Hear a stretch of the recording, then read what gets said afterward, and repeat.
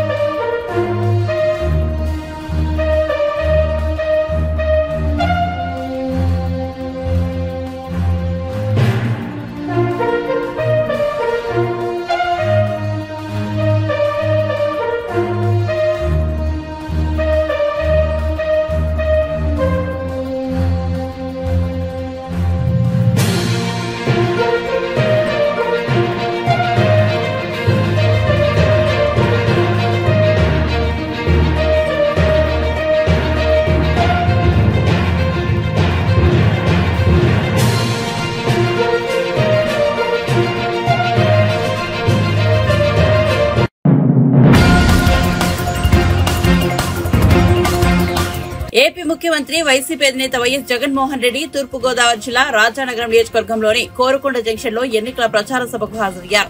ఈ సభలో ఆయన ప్రసంగిస్తూ మాజీ సీఎం చంద్రబాబుపై తీవ్ర స్థాయిలో దుర్మిత్తారు. తనను గద్దె దింపేందుకు చంద్రబాబు ఢిల్లీ పెద్దలతో కలిసి చేస్తున్న కుట్రను ప్రజలు గమనించాలని అన్నారు.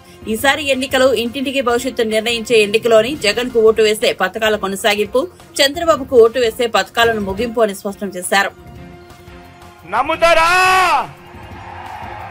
సూపర్ 6 అంటా ఉన్నారు, నమ్ముతారా? చెల్లెమ్మ నమ్ముతారా? తమ్ముడు నమ్ముతారా? సూపర్ 7 అంటా ఉన్నారు, నమ్ముతారా? ఇంటింటికి కేజీ బంగారం అంటే నమ్ముతారా? ఇంటింటికి బెంజికారంటే నమ్ముతారా? ఇలాంటి వాళ్ళ అబద్ధాలు, ఇలాంటి వాళ్ళ మోసాలు నిజంగా ఏ స్థాయిలో ఉన్నాయో ఒక్కసారి గమనించమని మిమ్మల్ని అందరినీ కూడా కోరుతా ఉన్నా. మీరే గమనించే ఉంటారు. వీళ్ళు చేస్తా ఉన్న కుట్రలు మీరే చూస్తా ఉన్నారు. వీళ్ళు చేస్తా ఉన్న ఏ స్థాయిలో కుట్రలు ఉన్నాయో మీరే గమనిస్తా ఉన్నారు. మామూలుగా ఒక ప్రభుత్వాన్ని ప్రజలు ఎన్నుకుంటారు. ఆ ప్రభుత్వం 60 నెలల పాటు 5 సంవత్సరాల పాటు పరిపాలన చేస్తుంది. దానికోసం ప్రజలు ప్రజాస్వామ్యంలో ఓటు వేస్తారు. అలాంటి ప్రభుత్వాన్ని దెబ్బతీయడం కోసం, అలాంటి ప్రభుత్వాన్ని ఇబ్బందులు పెట్టడం కోసం తెలుగుదేశం పార్టీ చంద్రబాబు నాయుడు ఈయన ఢిల్లీతో కలిసి ఏ స్థాయిలో కుట్రలు పన్నుతా ఉన్నారో మీరే చూడండి. అవ్వాతాతలకు ఇంటికే వచ్చే పెన్షన్ దగ్గరుండి వీళ్ళే రాకుండా చేశారు. నేను అడుగుతా ఉన్నా, అవ్వాతాతలకు ఇన్ని సంవత్సరాలుగా మీ జగన్ అవ్వాతాతలకు ఇంటికి నేరుగా పెన్షన్ పంపిస్తా ఉన్నాడు. ఎన్నికలకు 2 నెలల ముందు చంద్రబాబు నాయుడు కుట్రలు పన్ని ఆ అవ్వాతాతలకు ఇంటికి వచ్చే పెన్షన్ రాకుండా చేస్తే ఆ అవ్వాతాతలు రెట్టించిన ఉత్సాహంతో జగన్కు ఓటు వేయరా అని అడుగుతా ఉన్నాడు మీ బిడ్డ. కుట్రలు పన్నుతూ, కుతంత్రాలు పన్నుతూ జగన్ ఏదైతే బటన్లు నొక్కాడో, చివరిలో జగన్ ఏదైతే బటన్లు నొక్కాడో ఆ బటన్లు నొక్కిన సొమ్ములు కూడా నా అక్క చెల్లెమ్మల కుటుంబాలకు రాకుండా ఢిల్లీ వాళ్ళతో వీళ్ళంతా కుట్రలు చేస్తూ అడ్డుకునే కార్యక్రమం చేస్తా ఉంటే సాక్షాత్తు మీ జగన్ ఒక ముఖ్యమంత్రిగా ఏకంగా కోర్టుకు వెళ్లి జరుగుతా ఉన్న అన్యాయాన్ని ప్రశ్నిస్తూ కోర్టులో కేసులు వేసే పరిస్థితి లేకి ప్రజాస్వామ్యం దిగజారిపోయింది అంటే వీళ్ళని ఏమనాలి అని చెప్పి అడుగుతా ఉన్నాను. ఈ సందర్భంగా ఈరోజు మీ జగన్ బటన్లు నొక్కినేటివన్నీ కూడా ఈరోజు ఎన్నికలు వస్తున్నాయని కొత్తగా నొక్కినేటివి కాదు.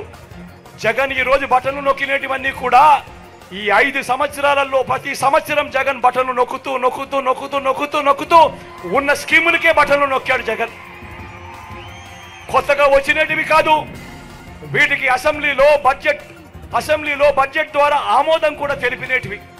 మరి అటువంటివి 60 నెలల కథ దేవుడెరుగు 57 నెలలు కాకమునిపే జగన్ను కట్టడి చేయడం కోసం ఢిల్లీతో కుట్రలు పన్ని ఆ బటన్లు నొక్కిన సొమ్మును నా అక్క చెల్లెమ్మల కుటుంబాలకు రాకుండా అడ్డు తగిలే దౌర్భాగ్యపు పరిస్థితిలోకి వీళ్ళంతా దిగజారిపోయారు అని అంటే ఆలోచన చేయమని అడుగుతా ఉన్నా.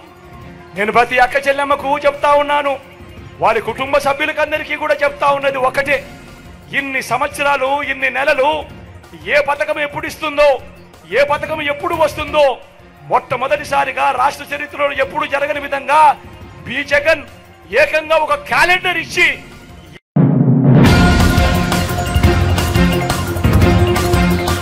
టీడీపీ అధినేత చంద్రబాబు తిరుపతి సభకు హాజరయ్యారు. ఈ సందర్భంగా ఆయన ప్రసంగిస్తూ పవన్ కళ్యాణ్ కు నెల్లూరు ఎలా పరిచితమో నాకు తిరుపతి అలాంటిదే అని చెప్పారు. తిరుపతిలో ప్రతి గల్లీ తనకు తెలుసునని అన్నారు. నాది పునర్జన్మ. 23 క్లెమోర్ మైండ్లు నా మీద బ్లాస్ట్ చేస్తే సాక్షాత్తు వెంకటేశ్వర స్వామి నాకు పునర్జన్మ ప్రసాదించారు. దాన్ని సార్థకం చేసుకుంటాను. తిరుపతికి ఓ ప్రత్యేకత ఉంది. ఎన్టీఆర్ గారు, చిరంజీవి గారు పోటీ చేసిన నియోజకవర్గం ఒక విధంగా తిరుపతి నా సొంత నియోజకవర్గం లాంటిదే. ఎందుకంటే నేను ఇక్కడే పెరిగాను. తిరుపతి స్థానం కావాలని జనసేన అధినేత పవన్ కళ్యాణ్ అడిగితే కాదనలేకపోయానని తెలిపారు. ప్రజలు సిద్ధంగా ఉండాలి. ఈ తిరుపతికి వస్తే నాకెప్పుడు గుర్తొస్తుంది, ఇక్కడే పుట్టాను, ఇక్కడే పెరిగాను, ఇక్కడే చదువుకున్నాను. నా రాజకీయాలు ప్రారంభం వెంకటేశ్వర యూనివర్సిటీ నుంచి. మీ అందరి ఆశీస్సులతో రాష్ట్రంలో దేశంలో ఒక గుర్తింపు తెచ్చుకునే నాయకుడిగా ఎదిగాను. ఇప్పుడే పవన్ కళ్యాణ్ గారు చెప్పారు, పవన్ కళ్యాణ్ గారు నెల్లూరులో ఎక్కువ రోజులు ఉన్నారు. నిన్న పోయినప్పుడు పాత రోజులు ఒకసారి గుర్తు చేసుకున్నాడు. నేను అదే వారికి చెప్పాను, మీకు నెల్లూరు ఏ విధంగా పరిచయమో తిరుపతి గల్లీ గల్లీ నాకు పరిచయం. ఈ రోడ్లన్నీ తిరిగిన రోడ్లే. తమిళలో మీరు ఒక్కసారి నాది పునర్జన్మ 23 క్లెమోర్ మైన్స్ నా మీద బ్లాస్ట్ చేస్తే సాక్షాత్తు వెంకటేశ్వర స్వామి నాకు పునర్జన్మనిచ్చాడు. అది మీ అందరి ఆశీస్సులతో సార్థకం చేసుకుంటానని మరొక్కసారి అందరికి విజ్ఞప్తి చేస్తున్నా. తిరుపతికి ఒక ప్రత్యేకత ఉంది. ఎన్టీ రామారావు గారు పోటీ చేసిన నియోజకవర్గం, చిరంజీవి గారు పోటీ చేసిన నియోజకవర్గం, నా సొంత నియోజకవర్గం. అంటే ఇక్కడే పెరిగాను. పవన్ కళ్యాణ్ గారు ఒక మాట అడిగారు, ఎట్టి పరిస్థితిలో తిరుపతి కావాలి అంటే నేను కాదనలేకపోయానని మీ అందరికీ విజ్ఞప్తి చేస్తున్నా. ఈరోజు పొత్తులో ధర్మంగా జనసేన అభ్యర్థి శ్రీనివాసులు గారు గుర్తు ఏంటి? గాజు గ్లాసు. సిద్ధమా తమ్ముళ్ళు? సిద్ధమా తమ్ముళ్ళు? సిద్ధమా తమ్ముళ్ళు? సిద్ధమా ఆడబిడ్డలు? గట్టిగా చెప్పండి, చెప్పండి.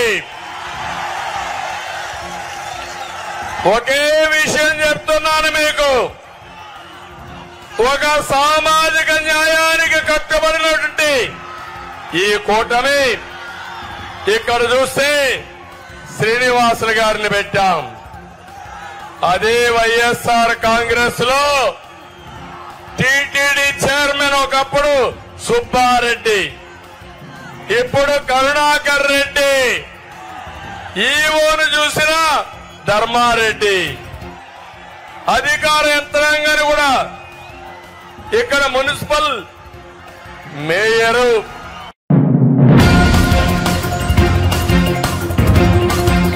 తిరుపతి నగరంలో రోడ్ షో నిర్వహించిన అనంతరం టీడీపీ అధినేత చంద్రబాబు, జనసేన పార్టీ చీఫ్ పవన్ కళ్యాణ్ స్థానిక గాంధీ రోడ్ లో ఏర్పాటు చేసిన సభకు హాజరయ్యారు. ఈ సందర్భంగా పవన్ కళ్యాణ్ ప్రసంగిస్తూ 7 కొండల వారిని గోవిందా గోవిందా అంటూ ప్రారంభించారు. ఇక్కడే పెరిగి గల్లీ గల్లీ తిరిగి స్టూడెంట్ రాజకీయాలు చేసి ఎస్సీ యూనివర్సిటీలో స్టూడెంట్ విభాగానికి అధ్యక్షుడిగా చేసి టీడీపీ ప్రధాన కార్యదర్శిగా చేసి అలిపిరిలో బాంబు పేలుడుతో 16 అడుగుల ఎత్తు నుంచి కింద పడిపోయినా వెంటనే లేచి దుమ్ము దులుపుకొని ముందుకు నడిచిన నేత చంద్రబాబు అని కీర్తించారు. ఆంధ్రప్రదేశ్ రాజకీయాలను ముందుని నడిపిస్తున్న టీడీపీ అధినేతకు అందరి తరపున హృదయపూర్వక నమస్కారాలు తెలుపుతున్నట్టు వెల్లడించారు. తెలుగుదేశం నాయకులకి, తెలుగుదేశం తిరుపతి పార్టీ నాయకులందరికీ, జిల్లా నాయకులందరికీ పేరు పేరున హృదయపూర్వక నమస్కారాలు. భారతీయ జనతా పార్టీ నాయకులకి, కార్యకర్తలకి, ప్రతి ఒక్కరికి హృదయపూర్వక నమస్కారాలు.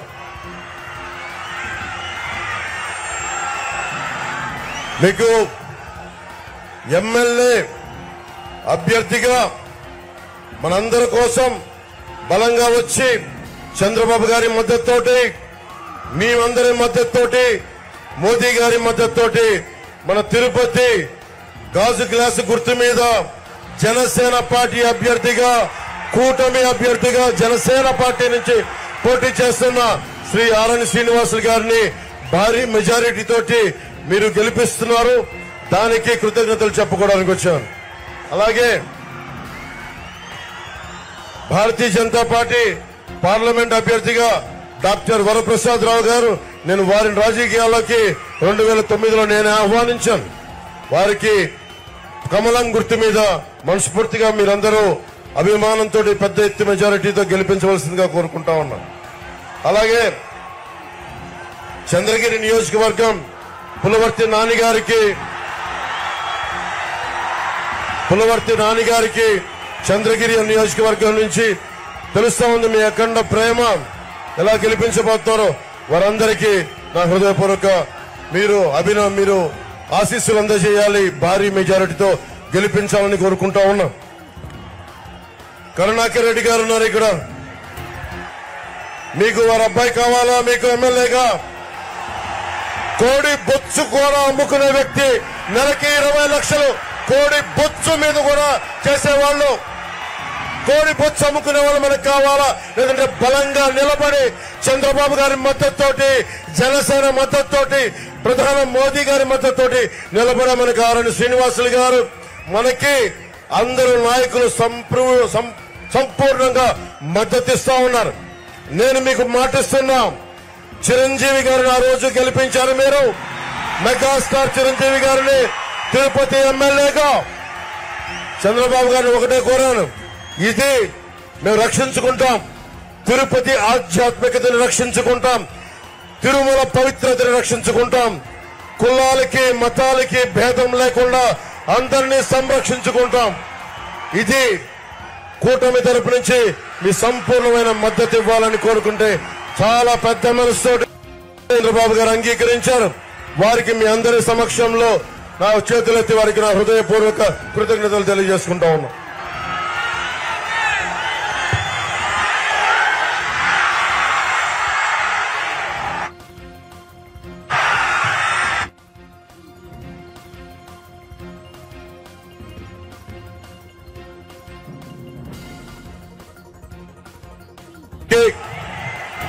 మన ప్రభుత్వం రాగానే మనకి ఇదివరకులాగా మనకి రుయా హాస్పిటల్ స్విమ్స్ లో గానీ 11 మంది చనిపోయారు. మనకి ఆక్సిజన్ లేకుండా కోవిడ్ సమయంలో అలాంటి దుర్భరమైన పరిస్థితులు రాకుండా 7 కొండల టీటీడీ నిధులన్నీ సంపూర్ణంగా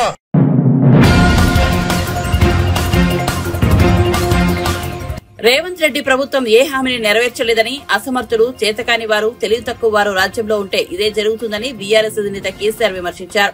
కామారెడ్డిలో బస్సు యాత్రలో పాల్గొన్న కేసీఆర్ మాట్లాడుతూ సీఎం రేవంత్ రెడ్డి హామీ ఇచ్చినట్లుగా 2 లక్షల రూపాయల రుణమాఫీ ఇప్పటి వరకు అమలు కాలేదన్నారు. అయితే దేవుడి మీద బొట్లు, కేసీఆర్ మీద తిట్లు అన్నట్లుగా ముఖ్యమంత్రి తీరు ఉందని మండిపడ్డారు. మహిళలకు 2,500 రూపాయల గ్యారంటీని అమలు చేస్తున్నారా అని నిలదీశారు. 6 గ్యారంటీల్లో ఒకటి పూర్తిగా అమలు చేయడం లేదన్నారు. కనీసం పాత రైతు బంధు కూడా ఇవ్వడం లేదన్నారు. కాంగ్రెస్ నేతలు కూడా అరచేతిలో వైకుంఠం చూపించారని మండిపడ్డారు. యాదగిరి కాడ ఒట్టు, బాసర కాడ ఒట్టు, ఏ ఊరు కదా ఆ ఊరు కాడ ఒట్టు. చేసే సిపాయి ఎవడన్నా ఒట్లు పెట్టుకుంటాడా? అంటే ఒట్లు పెట్టుకున్నాడు, కేసీఆర్ను తిట్టుడు రెండు తప్ప ఇంకో ముచ్చట లేదు. అయితేనేమో దేవుళ్ళ మీద ఒట్లు, లేకపోతే కేసీఆర్ మీద తిట్లు, ఇంతే కదా. 5 నెలల బట్టి ఇదే దుకాణం. ఇక మహిళలకు, ఆడబిడ్డలకు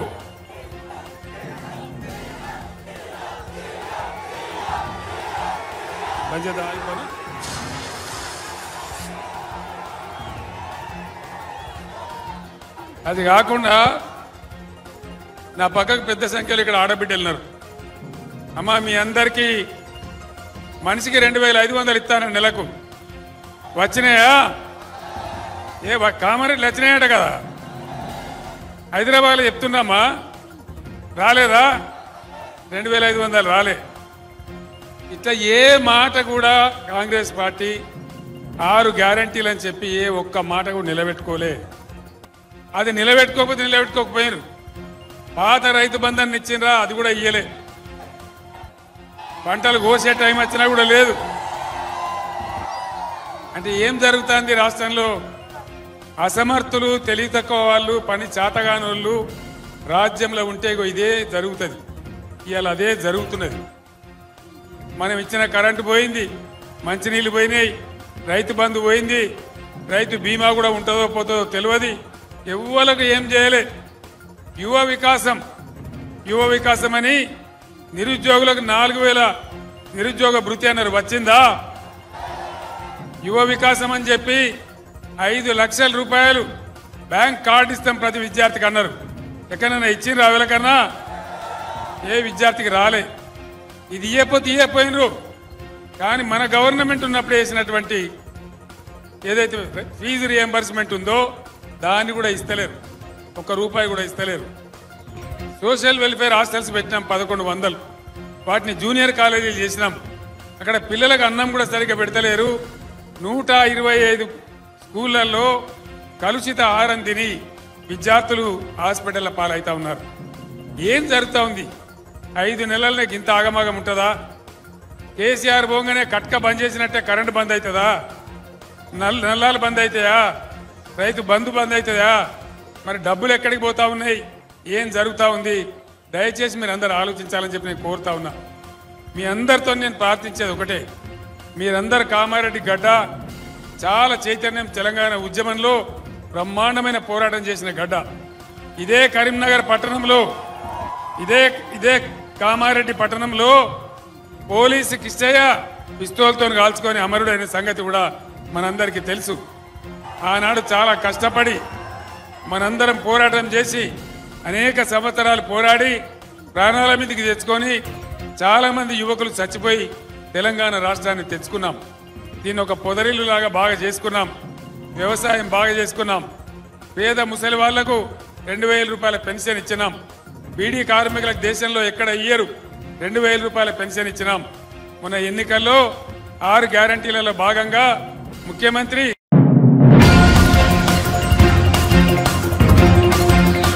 అధికారంలోకి వచ్చిన 3 నెలలకే తమ ప్రభుత్వం పడిపోతుందని కేసీఆర్ అంటున్నారని, కానీ సీఎం పదవి నుంచి దిగిపోవడానికి తాను అల్లాటప్పగా రాలేదని ముఖ్యమంత్రి రేవంత్ రెడ్డి అన్నారు. ఉద్యమం పేరు చెప్పి పిల్లలను చెప్పి తానేమీ పదవిలోకి రాలేదని ఎత్తిపుడిచారు. మంగళవారం నాడు హన్మకొండలో రేవంత్ రెడ్డి ఎన్నికల ప్రచారం నిర్వహించారు. ఈ సందర్భంగా మాట్లాడుతూ 10 ఏళ్లు విధ్వంసం సృష్టించిన కేసీఆర్ మళ్లీ వచ్చి ఓట్లు అడుగుతున్నారని మండిపడ్డారు. అసెంబ్లీ ఎన్నికల్లో ఓటమి తర్వాత కేసీఆర్ లో మార్పు వస్తుందని భావించామని, రైతులకు క్షమాపణ చెప్పిన తర్వాత ఓట్లు అడుగుతారని భావించామని, కానీ అదేది జరగలేదన్నారు.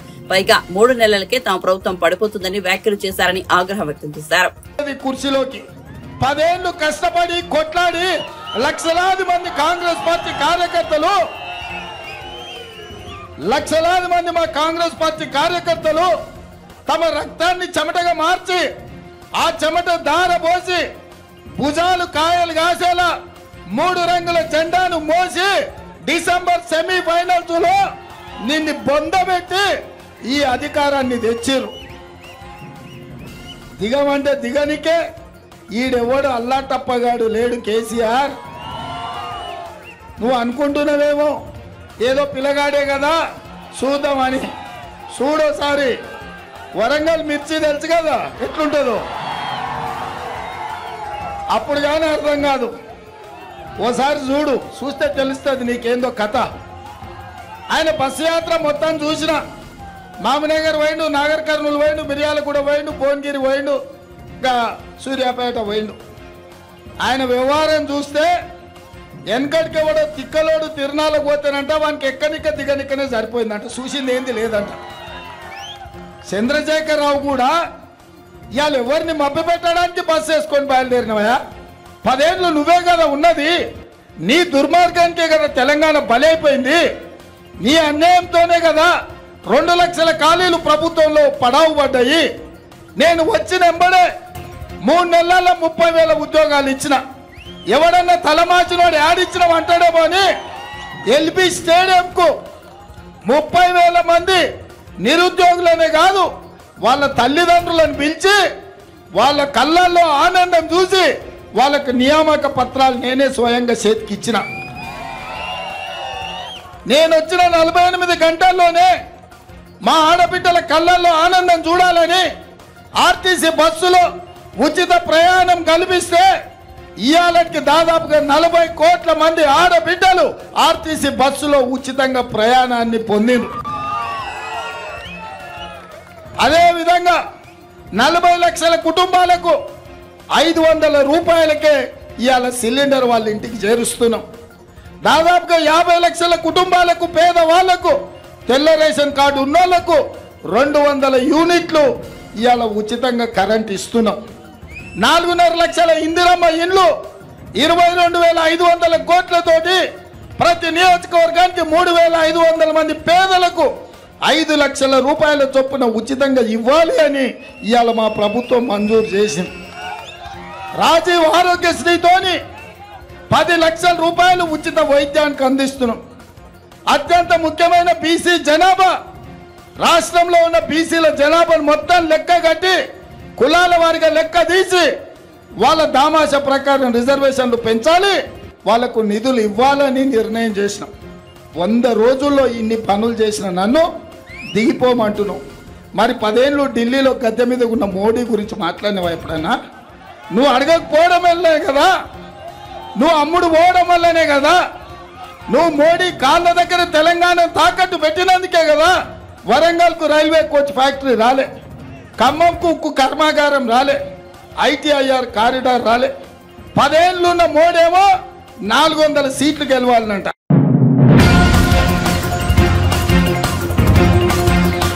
రాబోయే ఎన్నికల్లో కూటమి విజయదుంబిది మోగించి ప్రజాప్రభుత్వం అధికారంలోకి వచ్చాక విశాఖపట్నాన్ని ఐటీ రాజధానిగా తీర్చిదిద్దుతామని టీడీపీ జాతీయ ప్రధాన కార్యదర్శి నారా లోకేష్ పేర్కొన్నారు. విజయనగరం ఎంఆర్ స్టేడియం గ్రౌండ్ లో ఏర్పాటు చేసిన యువగలం సభలో లోకేష్ పాల్గొన్నారు. ఈ సందర్భంగా లోకేష్ మాట్లాడుతూ అధికారంలోకి వచ్చాక 3 నెలలకే జగన్ 3 ముక్కలాట మొదలుపెట్టారని విమర్శించారు. కర్నూలు న్యాయ రాజధాని, ఉత్తరాంధ్రకు పరిపాలనా రాజధాని, లెజిస్లేటివ్ క్యాపిటల్ గా అమరావతి ఉన్నారని వెల్లడించారు. కానీ కర్నూలులో ఒక ఇటుక లేదు, అమరావతిని సర్వనాశనం చేశాడంటూ మండిపడ్డారు. 1000 కోట్ల రూపాయలు ప్రజాధనాన్ని లూటీ చేసి ఖర్చు పెట్టి ఇప్పుడు ఏకంగా నువ్వే మా నమ్మకం అని బోర్డులు పెట్టారు. ఎక్కడికి వెళ్ళినా మనం చూసాం. ఇప్పుడు మనందరం కూడా చూస్తున్నాం. ఆయన సొంత కుటుంబ సభ్యులని నమ్మట్లా, ఆయన పార్టీకి చెందిన నాయకుల కుటుంబ సభ్యులు వాళ్ళని నమ్మట్లా.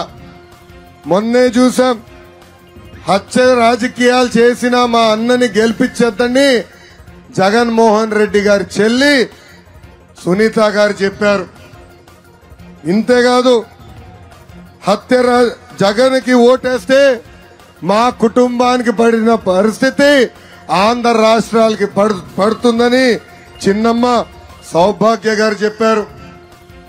నిన్నగాక మొన్న మా అన్న ఒక ఊసరవల్లి లాంటి వ్యక్తి, ఆయన చెప్పే మాటలు నమ్మద్దని సొంత చెల్లి వైఎస్ షర్మిల గారు కూడా చెప్పారు. ఇక్కడున్న తల్లులందరూ ఆలోచించాలి.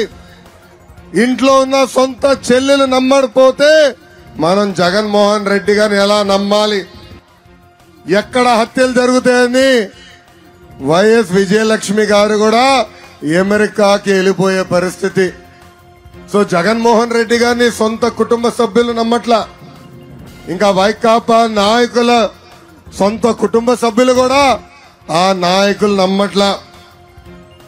అంబటి రాంబాబు గారు ఒక నీచుడు, దుర్మార్గుడు అని ఆయన సొంత అల్లుడు చెప్పే పరిస్థితి.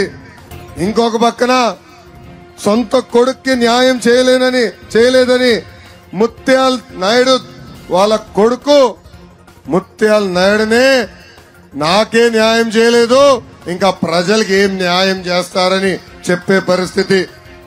ఇంకా ముద్రగడ పద్మనాభం గారి కూతురు ఏకంగా మీడియా మిత్రుల ముందరకు వచ్చి వైఎస్ జగన్ మా తండ్రిని వాడుకుంటున్నాడు, ఎన్నికల తర్వాత వదిలేస్తాడు, పాపం మా తండ్రి ఆ ట్రాప్ లో పడిపోయారని సొంత కూతురే చెప్పే పరిస్థితి. ఇంకా పక్క జిల్లా శ్రీకాకుళంలో ఒక వ్యక్తి ఉన్నాడు, దువ్వాడ శ్రీను. ఆ దువ్వాడ శ్రీను సొంత భార్య వాణి గారు రోడ్డెక్కి మా భర్తకి ఓటేయద్దు, మా భర్తని ఓడించండి అని ప్రజలు చెప్పే పరిస్థితి. అంటే వైకాపా పార్టీ నాయకుల సొంత కుటుంబ సభ్యులే నమ్మట్లేదు, ఇంకా జగన్మోహన్ రెడ్డి గారి సొంత కుటుంబ సభ్యులే జగన్మోహన్ రెడ్డి గారు నమ్మే పరిస్థితి లేకుండా పోయింది. ఈ సభాముఖంగా 5 కోట్ల ఆంధ్రులు ఆలోచించమంటున్నా, సొంత కుటుంబ సభ్యులే వాళ్ళు నమ్మపోతే ఇంకా మనం ఎలా వాళ్ళని నమ్మాలని. ఎన్నికల ముందల జగన్ అన్న వ్యక్తి ఊరూరు తిరిగాడు, పాదయాత్ర చేశాడు. ఆనాడు 25కి 25 ఎంపీలు గెలిపించండి, ఢిల్లీలో మెడలు వంచుతా అన్నాడు. ఈ రోజు 31 మంది ఎంపీలు ఉన్నారు. ఢిల్లీ మెడలు వంచాడా? మన తరపున ఏనాడైనా పోరాడా? మనకు రావాల్సిన నిధుల గురించి ఏనాడైనా అడిగాడా? అమ్మా 31 మంది ఎంపీలు ఢిల్లీకి వెళ్లి ఆంధ్రుల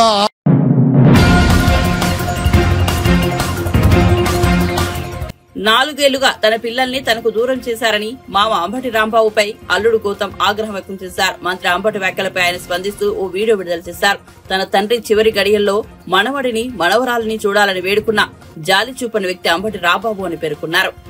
దాంతో ఇసువంత మంచితనం కూడా ఉంటే బాగుండేది. బట్ ఆయన ఏం మాట్లాడారంటే 4 సంవత్సరాల నుంచి తన మనవడు మనవరాలు ఆయన దగ్గరే ఉంటున్నారని, వాళ్ళని ఆర్థికంగా ఈయనే జాగ్రత్తగా చూసుకుంటున్నారని, అల్లుడైన నేను ఎటువంటి ఆర్థిక సహాయం చేయట్లేదని, ఇవన్నీ చేయటం వల్ల దుర్మార్గుడిని అయితే గీతే నేనే అవుతాను తప్ప ఆయన కాడని మంచి వాగ్దాటిలో చెప్పారు. ఏదైనా దాన్ని ఒప్పుకోవాలి, ఆ స్కిల్ని ఒప్పుకోవాలి. ప్లస్ నా వెనకాల మోడీ గారు, పవన్ కళ్యాణ్ గారు, చంద్రబాబు నాయుడు గారు ఉండి చేయిస్తున్నారని చెప్పారు. ఇప్పుడు ఇది నేను మీకు 2023 మార్చ్ 3 పంపించిన వీడియో.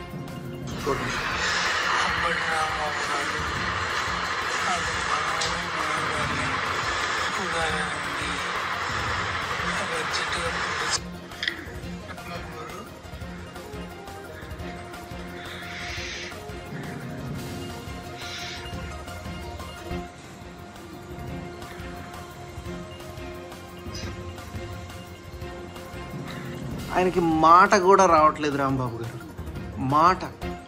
ఈ స్టేజ్లో కూడా మనవణ్ణి మనవరాల్ని చూడాలనుంది ఐసీయూలో. ఇవన్నీ నేను మీకు ఎన్ని వీడియోస్ ఎన్ని మెసేజెస్ పెట్టాను. I'm ready to do anything. నాకు నా తండ్రి ఆఖరి క్షణాల్లో ఉన్నారు. మార్చ్ 22 నా తండ్రి మరణించినప్పుడు తన మనవణ్ణి మనవరాల్ని చూసుకోలేదని ఒక తాత తన గుండెల మీద ఎత్తుకొని పెంచిన మనవణ్ణి మనవరాల్ని చూసుకోలేదని ఎంత కృంగిపోయి ఉంటారో నీ ఊహకి తెలుసా? ఇదేనా మీ మంచితనం? దీని గురించేనా మీరు మాట్లాడుతుంది? అంటే మీ ఫ్యామిలీని క్వశ్చన్ చేస్తే ఎంత దుర్మార్గం చేసేస్తారా? ఒక తండ్రి ఆఖరి కోరిక తీర్చలేని ఒక కొడుకుగా who is going to answer me? నిన్ను నమ్మి 4 సంవత్సరాల నుంచి మిమ్మల్ని నమ్మి మీరేదో న్యాయం చేస్తారని విసుగెత్తి నేను కోర్టుకి వెళ్తే నా తండ్రి ఆఖరి క్షణాలలో తన మనవణ్ణి మనవరాల్ని చూసుకోవాలని ప్రాధేయపడి మీ అందరికీ ఫోన్లు చేసి కాల్స్ చేసి ప్రాధేయపడితే పంపించలేదు. దీన్నేనా మంచితనం అనేది? ఇప్పటికైనా చెప్తున్నా, మీరు నా కొడుకుని నా కూతుర్ని పోషించనే అక్కర్లేదు. నేను ఆరోగ్యంగా ఉన్నాను, ఆర్థికంగానూ బాగానే ఉన్నాను. నా కొడుకుని నా కూతుర్ని రేపు మీడియా సాక్షిగా నేను వచ్చి తీసుకెళ్తాను. ఓకే చెప్పండి ఓకే. నా కొడుకుని నా కూతుర్ని నా ఇంటి దగ్గర డ్రాప్ చేయండి. పోని నేనేమన్నా వద్దన్నానా? మీరు రూపాయి పెట్టనక్కర్లా, వాళ్ళని బంగారంలా గుండెల మీద ఎత్తుకొని పెంచుతా. నాన్న అని 4 సంవత్సరాల నుంచి నాకు వాళ్ళకు దూరం చేసి మనిషిలోని ప్రాణాన్ని తీసేసి ఎటువంటి తప్పు చేయలేదు అని ఎలా బుకాయించగలుగుతున్నారండి మీరు? కనీసం కొంచెం అన్న ఇసువంతన్న ఆత్మసాక్షి ఉందా మీకు? మీరే ఆలోచించుకోండి. ఇంతకుమించి నేను మాట్లాడను, ఇంతకుమించి నేను అడగను, చెప్పను. మీరే ఆలోచించుకోండి. ఇది ప్రజలే ఆలోచించుకుంటారు.